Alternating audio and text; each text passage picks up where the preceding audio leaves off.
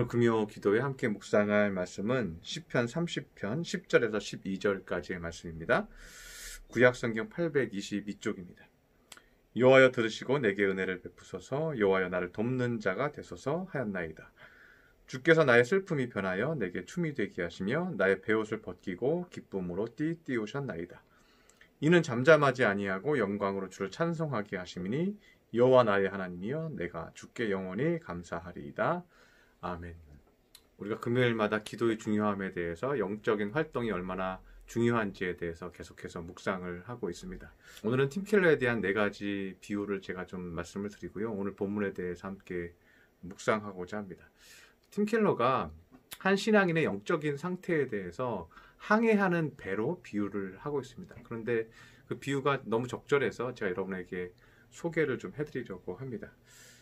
팀켈러는 영적인 우리의 상태에 대해서 배에 비유하고 있는데 첫 번째 가장 좋은 영적인 상태부터 얘기하고 있습니다. 그것은 배가 바람이 잘 불 때 돛을 올리고 항해 중인 상태를 표현하고 있습니다.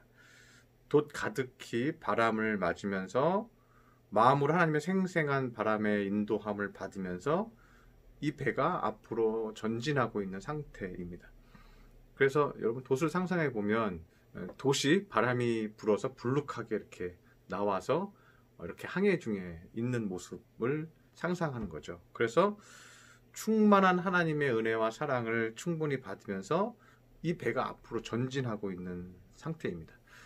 활기찬 항해를 하고 있는 배의 모습입니다. 그래서 이 배는 힘들지 않죠. 이 배가 막 힘들게 노를 저어서 막 이렇게 가고 있는 배거나 모터로 억지로 엔진을 돌려서 가고 있는 이런 상태가 아니라는 거죠. 매우 영적인 활동이 자연스럽게 하나님의 바람으로 인해서 우리 안에 충만하게 채워지고 그 바람으로 시원함을 느끼면서 평안하게 기쁘게 그 인도함을 믿고 우리는 그 배에 탑승하고 있는 것이죠. 그래서 이것이 가장 영적 활동에서 가장 행복한 신앙인의 모습이라고 얘기하고 있습니다. 두 번째는 이제 그것보다 조금 안 좋은 상태입니다. 이것은 열심히 노를 젓고 있는 상태예요. 돛에 의해서 바람에 의해서 배가 가는 것이 아니라 돛은 펼쳐져 있지 않습니다. 노를 저어서 어떻게든 앞으로 가는 거예요. 나름대로 기도하고 말씀을 묵상하는 시간을 가지고 있지만 의무적으로 그냥 해야 되니까 아침에 하니까 했던 대로 하고 또 의무적으로 기도하고 그래서 기도 생활도 하고 말씀도 보는데 하나님이 저 멀리 계신 것 같은 느낌이 내 마음에 들고 어떻게든 내 힘으로 사는 강한 의지로 나의 의지력으로 사는 신앙은 있는데 내 의지로 사는 그런 모습들이라는 거죠. 나름대로 신앙생활을 하고 있는 것 같은데도 불구하고 또 봉사도 하는데도 불구하고 주님의 임재를 실감하기에는 매우 힘든 상태라고 말하고 있습니다. 그리고 지속적으로 기도하고 있는데도 불구하고 영혼은 점점 메말라가고 또 주변 사람들에 대해서 불평만 자꾸만 쌓이는 상태라고 얘기합니다. 이제 세 번째 배의 상태는 더 안 좋은 상태인데요. 이 배는 표류하는 상태입니다. 노를 젓지도 못하고 자포자기한 상태입니다. 그래서 물이 흘러가는 방향대로 그냥 배를 놓아두고요. 방치한 상태를 말하고 있습니다. 영적인 활동은 이미 사라졌고 기도하는 시간도 없고 말씀을 들으려고 하지도 않습니다. 그리고 이러한 상태는 자연스럽게 불만이 더욱더 많아져서 내 안에 분노와 화가 자꾸만 나서 주변 사람들에게 분노와 화를 내기도 합니다. 그리고 위안을 찾으려고 또 내키는 대로 행동하기도 하고 또 그 위안을 얻기 위해서 다른 방법, 술을 마신다든지 아니면 다른 즐거움, 다른 쾌락을 찾아다니기도 합니다. 팀켈러는 마지막으로 네 번째 가장 안 좋은 영적 상태를 얘기하는데 네 번째 배는요 침몰하는 상태라고 얘기합니다. 배가 표류하다가 항로를 완전히 벗어나서 마음대로 이제 파도 속에서 풍랑 속에서 그냥 헤매고 있는 거죠. 그러다가 암초에 부딪혀서 침몰하고 있는 배에 비유를 하고 있습니다. 마음은 완전히 냉담해지고 추진력은 잃어버리고 정체성을 잃어버렸습니다. 내가 누구지? 내가 왜 살아야 하지? 그리고 믿음을 잃어버리고 미움과 원한에 사로잡힌 상태라고 얘기를 합니다. 그런 상태가 영적으로 최악의 상태가 되는 것이라고 얘기를 합니다. 그런데 오늘 시편이 좀 의미가 있는 이유는 뭐냐면요. 오늘 시편 30편을 제가 10절, 11절, 12절 이제 3절 마지막 후반부만 읽어봤지만요. 여러분이 성경책을 펼쳐서 좀 읽어보면요. 그 앞절에 30편 2절에 보면요. 여호와 내 하나님이여 내가 주께 부르짖음에 나를 고치셨나이다 이렇게 얘기하고 있습니다. 다윗이요. 주님 앞에 부르짖었는데 하나님께서 내 마음을 바로 고치셨다는 거예요. 아까 얘기하자면 4단계 최악의 상황에서 냉담해지고 정체성을 잃어버리고 원한에 사로잡혀서 바다에 가라앉는 것 같은 그러한 상태예요.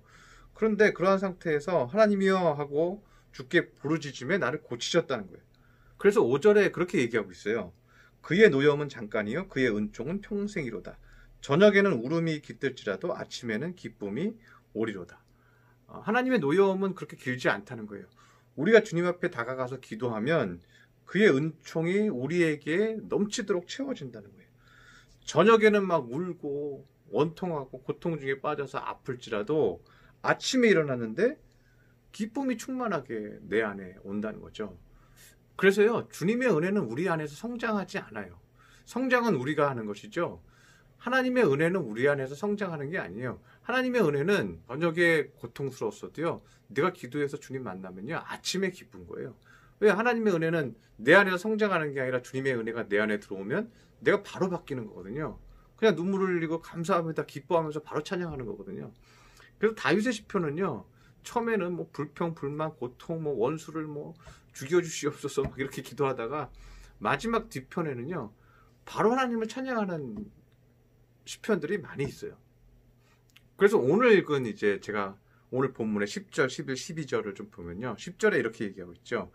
여호와여 들으시고 내게 은혜를 베푸소서 여호와여 나를 돕는 자가 되소서 하였나이다. 여호와여 나를 좀 도와주시옵소서. 내 마음이 원통함에 사로잡혀 있고 정체성을 잃어버렸습니다. 내가 원한에 사로잡혀 있습니다. 이런 상태예요. 이런 상태인데 주여 나 좀 도와주시옵소서 하고 기도한 거죠. 그런데 11절에 이제 이렇게 바로 고백하죠. 주께서 나의 슬픔이 변하여 내게 춤이 되게 하시며 나의 베옷을 벗기고 기쁨으로 띠띠우셨나이다. 누가 그렇게 했어요? 주께서 어떻게 해요? 슬픔이 변하여 내게 춤이 되게 하시며. 이 중간 단계가 없어요. 슬픔이 주의 은혜를 받으면 바로 춤이 되는 거예요. 하나님은 왜 우리가 절망 중에 오래 있는 것을 원치 않으시고 우리가 기도하면 주의 은혜가 우리 안에 임하셔서 빠르게 변하게 되기를 하나님은 왜 그렇게 하시는 걸까요? 오늘 본문 마지막 절에 이제 그 얘기를 하고 있죠. 이는 잠잠하지 아니하고 내 영광으로 주를 찬송하게 하심이니. 하나님께서는 우리가 그 메마름에 빠져 있을 때 그것을 하나님은 원하지 않는다는 거예요. 우리의 그러한 상태에 대해서 하나님은 잠잠하지 않는다는 거예요. 오늘 본문에 보면 뭐라고 했어요? 12절에 이는 잠잠하지 아니하고 내 영광으로 주를 찬송하게 하심이니. 내 영광은 뭐예요? 다윗의 영광이죠. 그러니까 하나님은요, 우리의 영적인 빛을 가지고 그 빛으로 하나님을 찬송하기를 원하시는 것입니다. 하나님 우리에게 원하시는 건 거짓된 기쁨이 아니죠.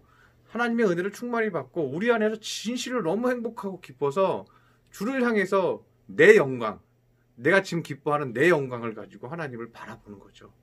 윌리엄 쿠지라는 찬송가 작가가 있습니다. 18세기에 활동했던 작가인데요. 이 작가가 우울증에 심하게 시달렸어요. 그렇게 시달리고 있다가 찬송시를 다시 써야지 하고 쓰게 돼요. 그런데 그때 그 찬송시를 쓰면서 하나님의 영광이 자기 안에 임합니다. 그리고 거기에 대해서 이제 간증하는 시를 쓰게 되는데요. 내용이 이래요. 주 믿는 이 찬양을 할 때 한 줄기 놀라운 빛이 비치네. 자기가 그냥 주님을 찬양했다는 거예요. 우울함이 자꾸 와서, 우울증이 자꾸 와서. 근데 한 줄기 놀라운 빛이 내 안에 쑥 들어와 버린 거예요. 주님이 치유의 날개를 펴고 나에게 오시네. 위로의 샘이 말라갈 때 내 심령에 생기를 불어넣으시네. 그러니까 하나님이 내 안에 오셔서 막 생기를 불어넣으시는 것을 느끼는 거예요. 화창한 햇살 쏟아지는 계절을 주시네.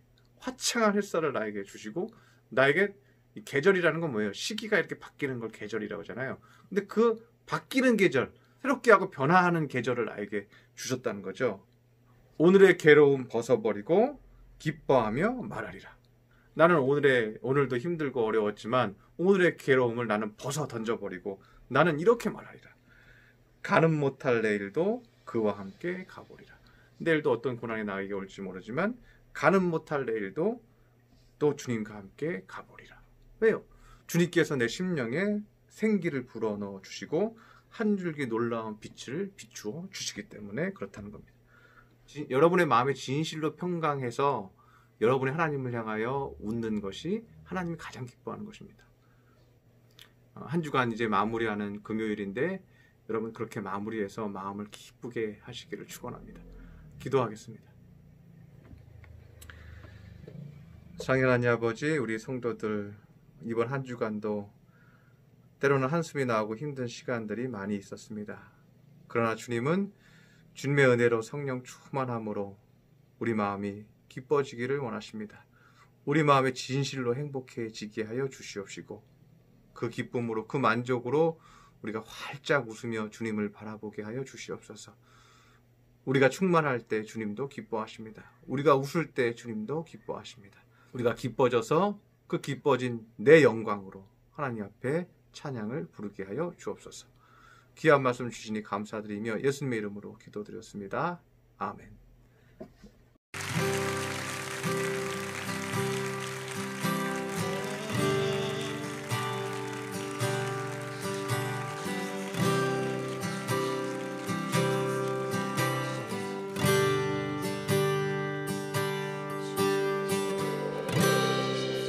모든 상황 속